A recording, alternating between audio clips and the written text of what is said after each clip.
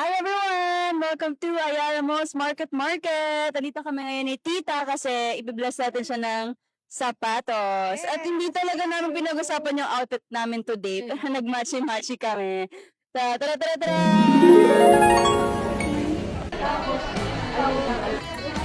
Sa kakapigalbol ko kasi masakit na yung paa ko. So tamang tama. Dito sa doctor kong merong check and fit. So ito-try natin to ngayon. Pin kayo ma'am sa Yung, heel corset. dito meron. Hawak kayo ha. Adjust natin po.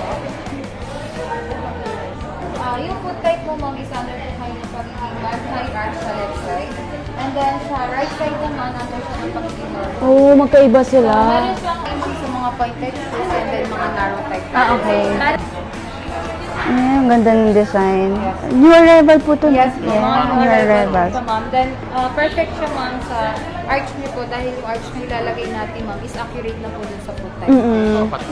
Kaya pala sila napunta sa doctor ko. Okay to. Ay, maganda. Kasi, ma'am, ano yung knee flat.